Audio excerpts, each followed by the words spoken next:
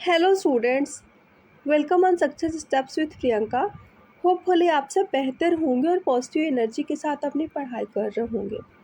उम्मीद करती हूँ आप जिस भी एग्ज़ाम की प्रिपरेशन कर रहे होंगे पूरी मेहनत और पूरी शिद्दत के साथ कर रहे होंगे। पिछले चैप्टर में हम लोगों ने मेन्यू चैप्टर के जितने भी क्वेश्चंस थे प्रीवियस ईयर में पूछे गए थे उन सबको हम लोगों ने कंप्लीट किया था और मैंने बताया था कि अब हम नया चैप्टर स्टार्ट करेंगे। और नया चैप्टर हमारा उपचारात्मक पोषण है, जिसको इंग्लिश में हम थेराप्यूटिक डाइट कहते हैं। थेराप्यूटिक पोषण, न्यूट्रिशन। थोड़ा सा हम थेराप्यूटिक न्यूट्रिशन के बारे में जानेंगे।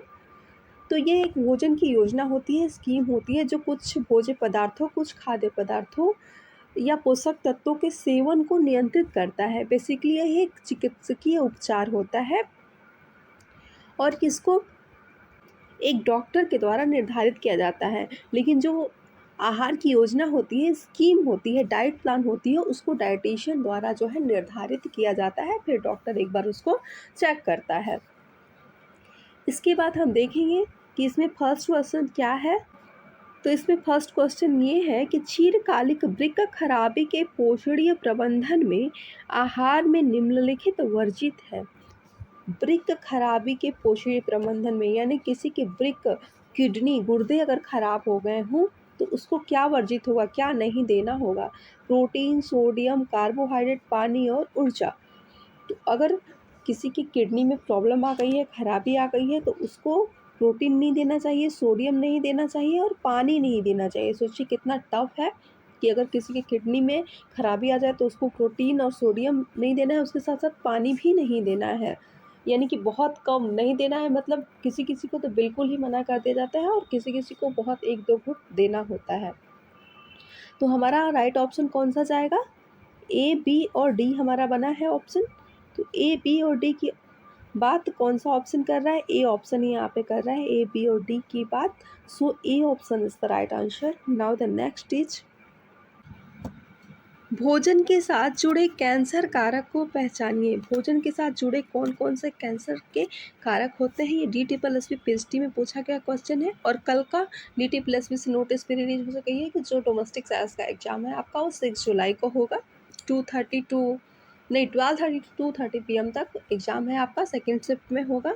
तो जो भी लोग DSSP का एग्ज़ाम देना जा रहे हैं वो अपना अच्छे से प्रिपरेशन करेंगे, प्रैक्टिस करेंगे। ऑल द बेस्ट उनके एग्ज़ाम के लिए।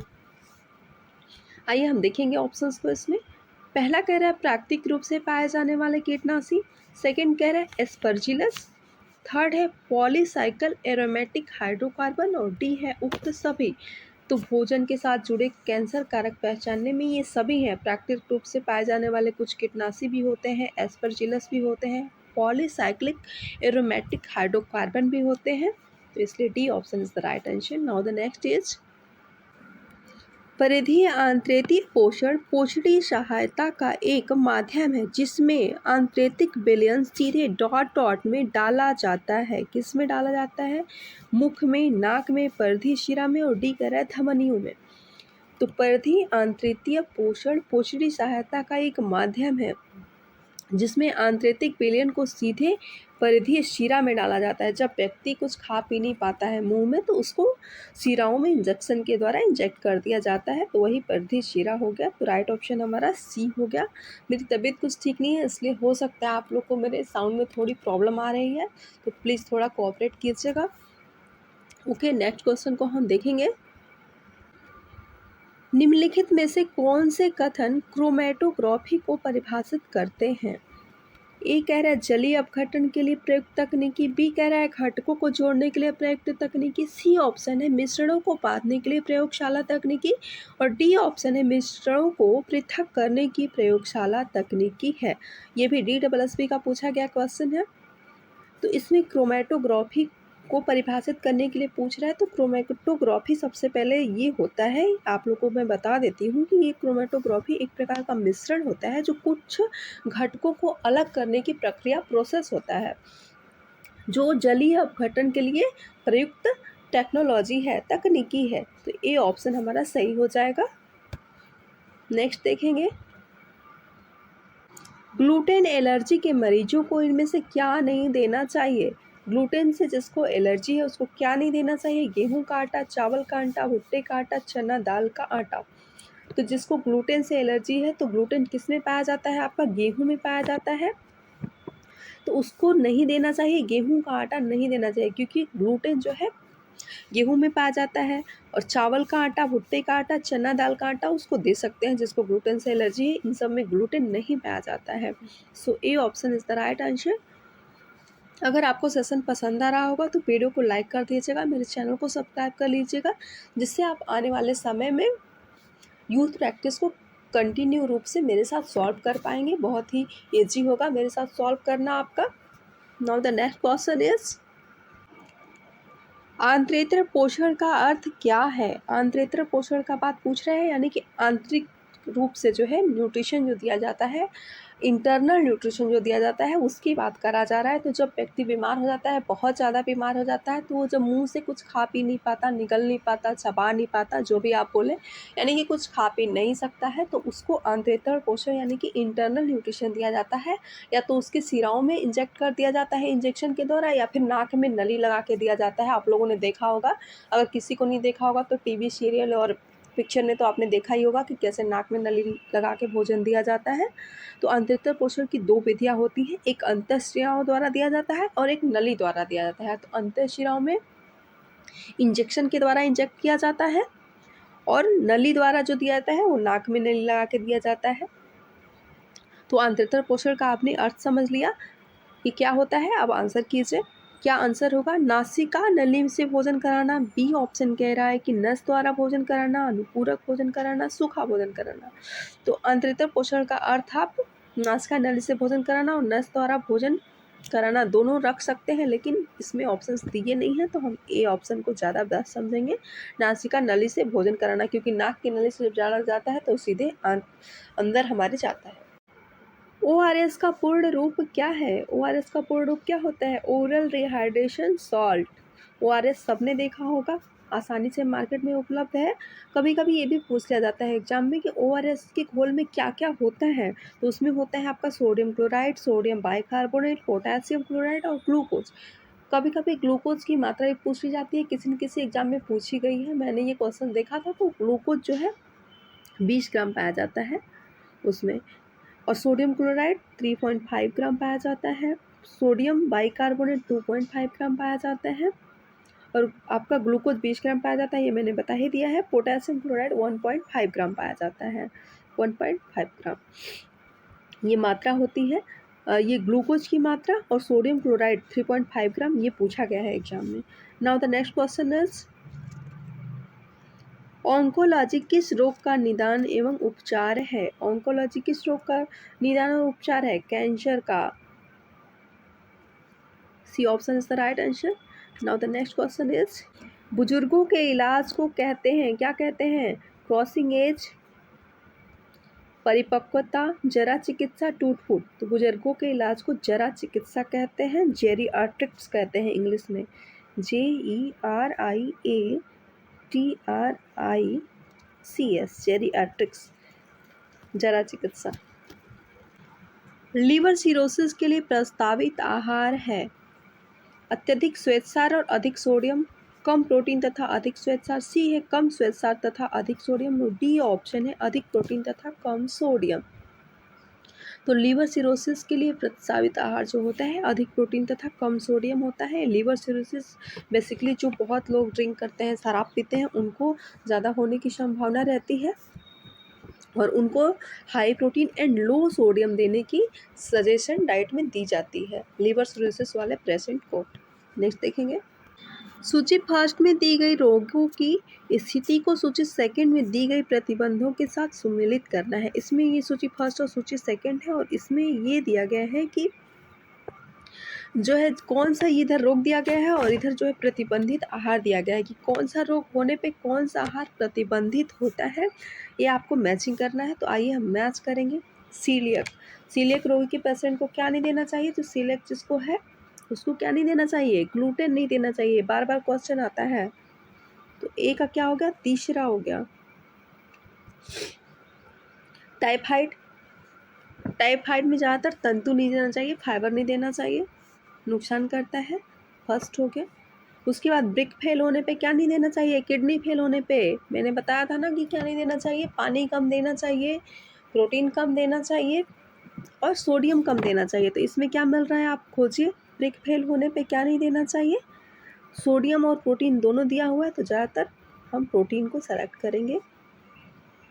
सबसे पहले नंबर पे प्रोटीन ही बंद की जाती है अगर किडनी फेल होता है तो क्या हो गया, तीसरा हो गया सी का एथेरोस्क्लेरोसिस। एथेरोस्क्लेरोसिस में क्या नहीं देना चाहिए व्यक्ति को, सैचुरेटेड फैट होता है जो सैचुरेटेड फैट उसको मना होता है, नुकसान करता है, प्रतिबंधित होता है। तो इसका ये हो गया।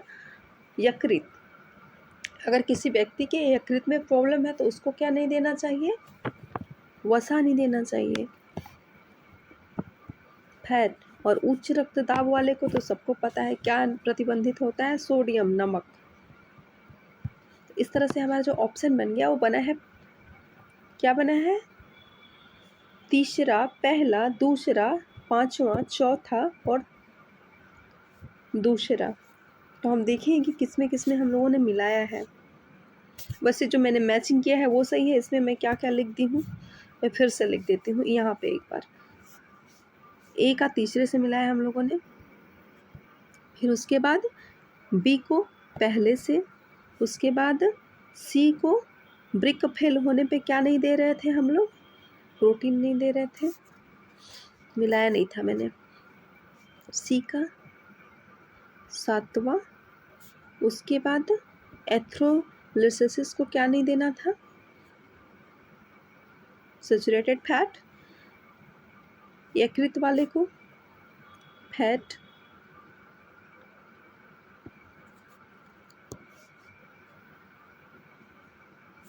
चौथा हो गया, जैसे चौथा तो यहाँ पे हो गया। उसके बाद उच्च रक्तदाब वाले को क्या नहीं देना था, सोडियम, सेकंड हो गया। तो इस तरह से जो हमारा ऑप्शन बना है वो हमारा ऑप्शन बना है तीसरा, पहला, सातवां, पांचवा, चौथा और दूसरा। तो आइए कूट में हम चेक करते हैं।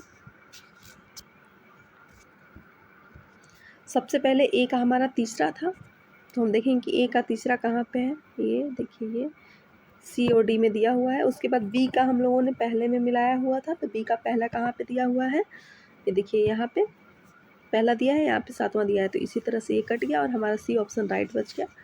नेक्स्ट देखेंगे हम, अल्जाइमर के रोगी को सामान्य लक्षण क्या है। अल्जाइमर के पेशेंट के बारे में पूछ रहा है। आत्मविश्वास, जोड़ों का दर्द, चिंता और क्रोध, श्वसन तंत्र के ऊपरी भाग का संक्रमण और ई कह रहा है स्मृति लोप। तो अल्जाइमर के रोगी को होता है इसमें से आपका डिसओरिएंटेशन, एंजाइटी एंड एंगर और मेमोरी लॉस, ये तीनों प्रॉब्लम होती है। तो सबसे पहले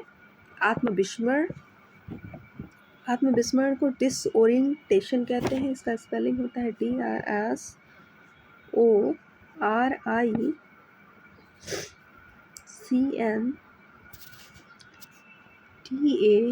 DISORICNTATION। फिर उसके बाद उसको चिंता और क्रोध होता है जिसको एंजाइटी एंड एंगर कहते हैं, मेमोरी लॉस, स्मृति लोप। तो आपका ए हो गया,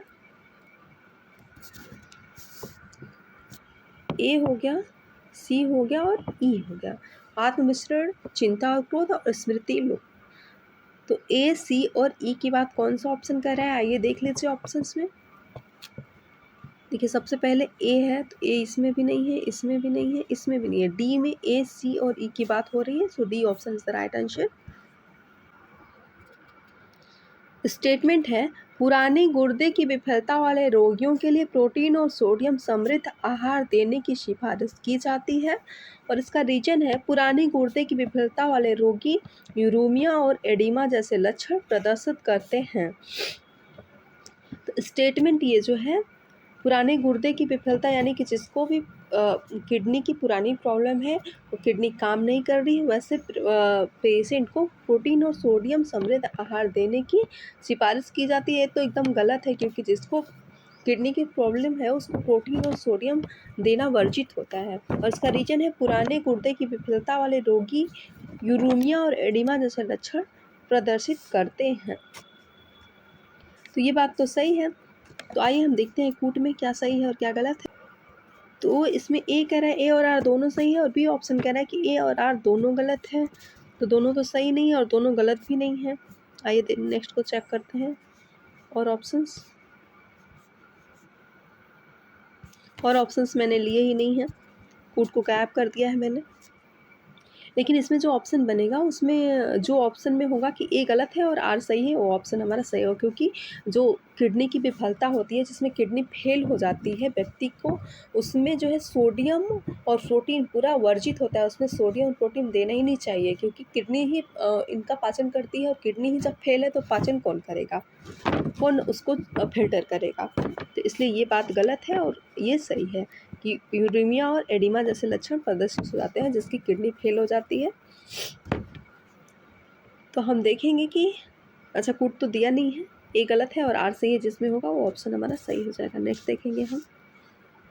स्टेटमेंट है प्रोबीबायोटिक्स गैस्ट्रोइंटेस्टाइनल के कार्य को विनियमित करने में सहायता करते हैं और इसका रीजन है प्रीबायोटिक्स कोलन में किण्वित होते हैं जहाँ वे स्वस्थ बैक्टीरिया की वृद्धि और गतिविधि को प्रोत्साहित करते हैं। तो ये दोनों ही बातें सही हैं, ए और आर दोनों सही है, राइट ऑप्शन हो गया। आज के लिए मैंने इतने ही क्वेश्चंस रखे थे। आज मेरी तबीयत थोड़ी ठीक नहीं है, काफ़ी कोल्ड है। आप लोग को हो सकता है थोड़ी साउंड में मेरी प्रॉब्लम भी नज़र आई हो, तो प्लीज़ थोड़ा कोऑपरेट कीजिएगा, क्वेश्चन को सॉल्व कीजिएगा। कल मिलते हैं हम कुछ ज़्यादा क्वेश्चंस के साथ। Thank you, bye bye, take care.